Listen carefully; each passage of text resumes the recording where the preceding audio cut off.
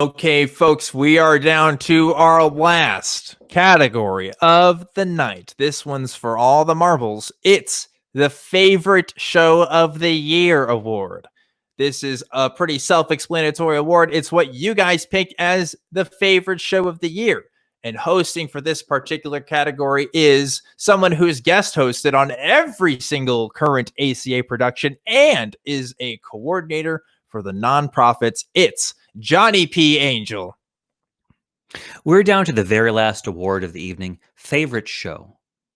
As you can well imagine, this is the most challenging category to award since every episode of Truth Wanted is itself perfection embodied. But the atheist inner circle, in their infinite wisdom and in their smoke-filled room, deliberated into the wee hours of the morning and brought you these three nominees in the category of Favorite Show. They are as follows. Christy Powell.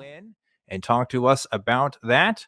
Go ahead. Now is the time. But every single week I have a special guest on my show. And this week is a local. That's right. It's Christy Powell. What's up, Christy? Hey, not too much. Thanks so much for having me on. About time we did this. I think so. So I was on your show a couple of weeks ago, which is Secular Sexuality, another show produced by the atheist community of Austin. And I thought, I should return the favor. And so now you are here on Truth Wanted.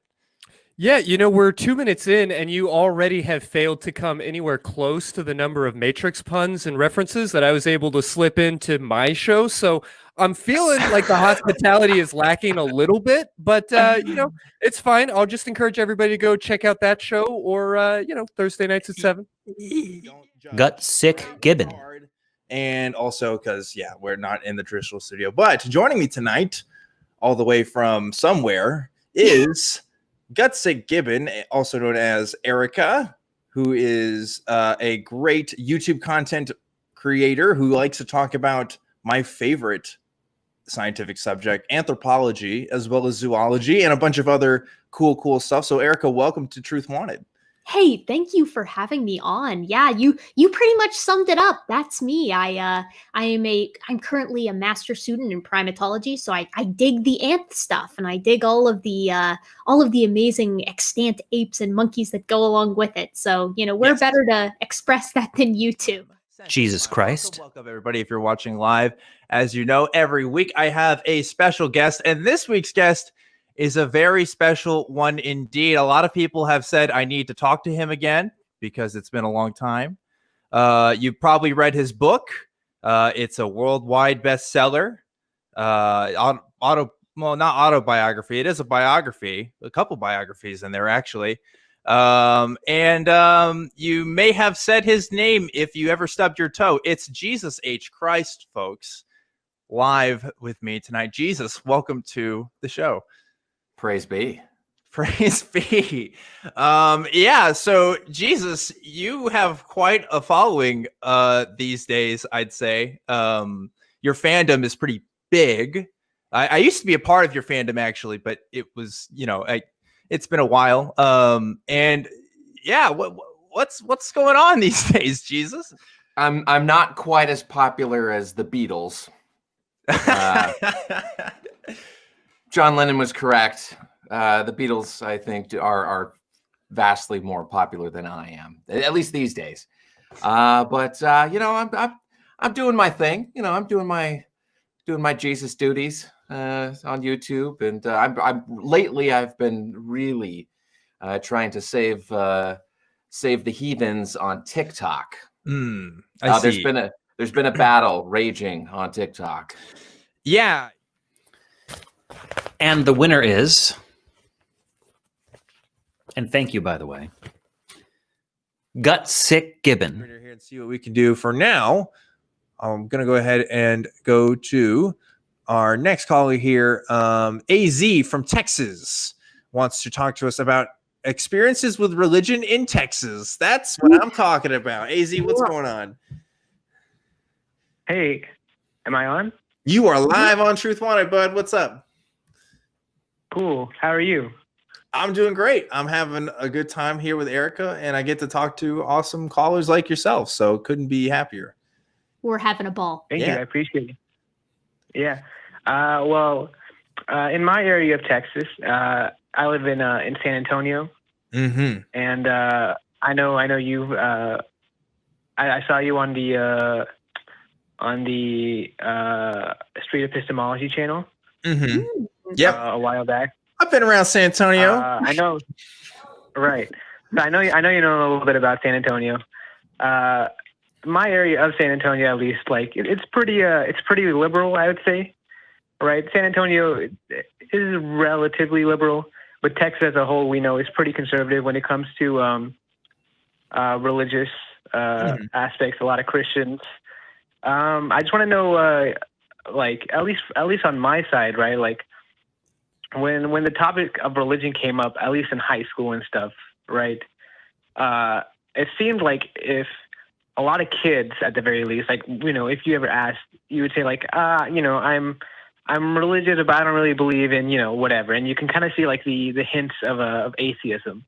Because that's kind of how I found myself a lot as well in high school. And I'm going to assume that a lot of those kids probably turn atheists once maybe they got up to college, or maybe they will become atheists in a couple of years maybe.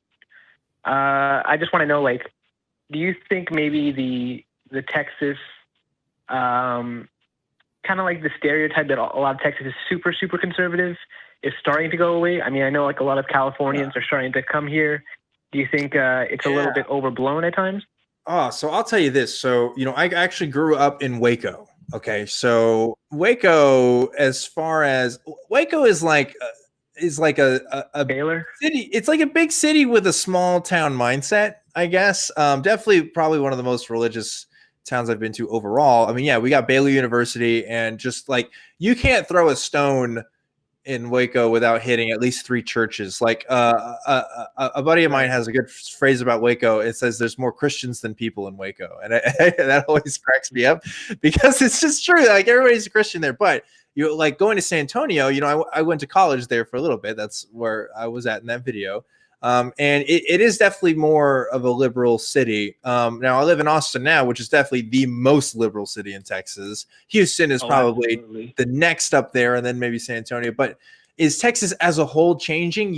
I want to say yes, but I've been living here for a little bit now. So, my bias in that is going to play a part. I'm not living in Waco anymore. I'm not seeing it, but Waco is definitely getting way more Californians for somehow. I don't know how they did it, but somehow Baylor University convinced all these California kids that Waco was a good place to spend the 4 years of their early 20s. And I don't know how they did that, because it's not a good decision. You guys had it good over there. Like anywhere else, I don't know.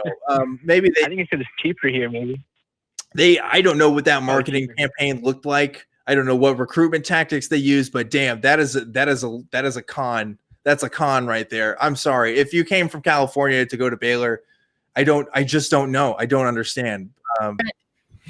But anyway, so yeah, maybe the more people coming from other states is probably influencing that a bit. But I also think as a country overall, we are getting more secular as a whole.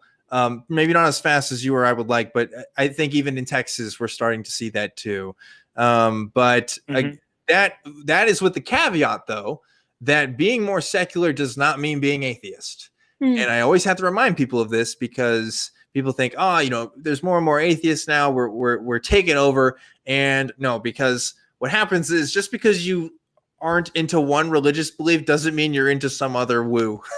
And I see more woo, or people talking about woo now more than ever. Maybe that's because I'm just more aware of the world. But like I have lots of friends here who aren't atheists, but just believe in just different things. And it's just like that's not, if our goal is to disavow people of bad beliefs or beliefs that aren't true, then we still have a lot of work to do.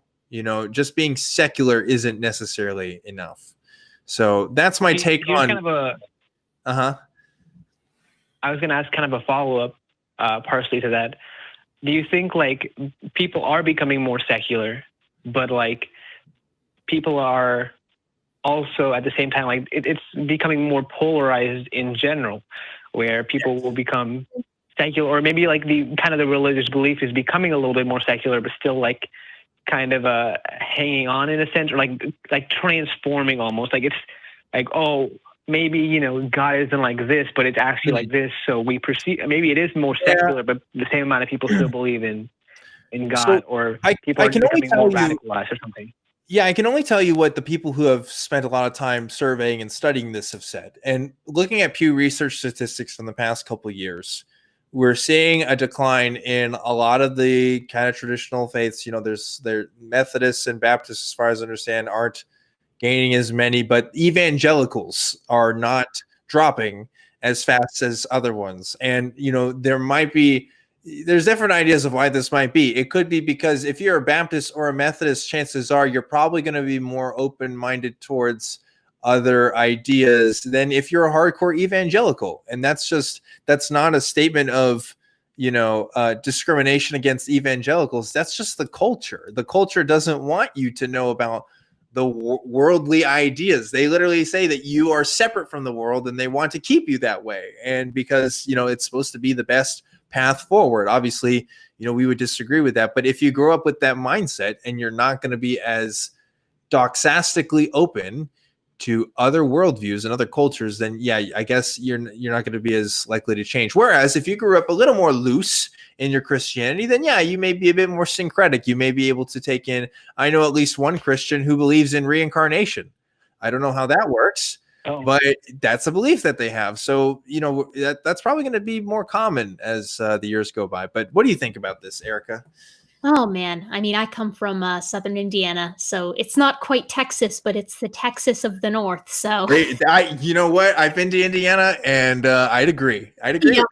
Yeah, and I went to a very evangelical Christian middle school, but I went to a very public high school, and the mood there was very similar kind of to what our caller here is describing. I mean, it was a lot of people who were kind of just getting into that stage where, you know, you're in your late teens, early 20s, and you've got a much more open mind than the very young or the very old. So I think that having resources, which is kind of, we're in that area now with the internet and things like that, for people who are in that stage to kind of access and nurture those questions is going to be very key. I mean, I think that's why we're seeing such a surge in you know, the secular members of the United States. All right. Well, I mean, that's most of my question. I really appreciate you guys answering my question. I think you guys do great work, and I hope you guys continue on. Hey, thank you. Thank you, AZ. Really appreciate it. You have a good rest of your night.